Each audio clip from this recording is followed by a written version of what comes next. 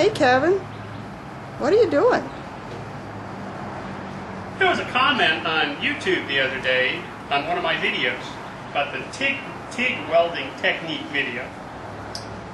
And this gentleman says that he feels it is better to push the puddle when you're MIG welding than to lead the puddle. So I thought, let's try it out and we'll see. Let me turn the welder on.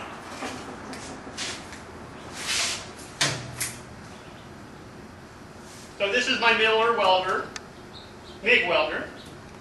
I'll set the voltage at about, let's say 20 volts. And I'll set the wire feed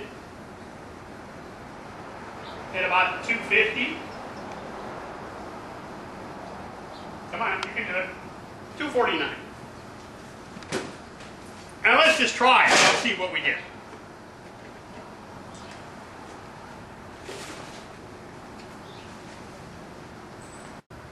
So here are two pieces of metal. A couple of 1/8" stock. Here, you can see along the edge right there how thick both of them are. And what I'm going to do is I'm going to lead the puddle and come along here a little bit. And then I'm going to turn it the other way and I'm going to push the puddle. And you'll see the difference. Watch your eyes.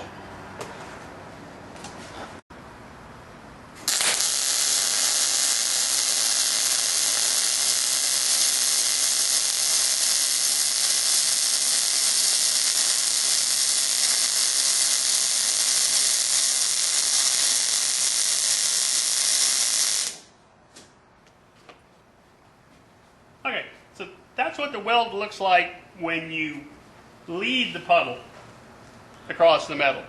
Now I'm going to turn the stick the other way, torch the other way, and I'm going to push the puddle, and you'll see what that looks like.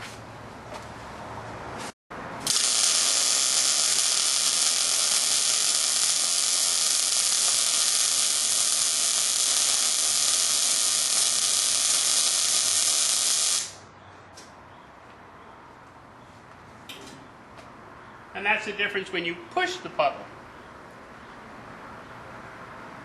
I prefer to lead the puddle myself. I think it makes a better weld. I think it makes a prettier weld. And if you're leading the puddle, you see that all the sparks go away from you. When you come back over here and you try to push the puddle, the sparks are coming towards you.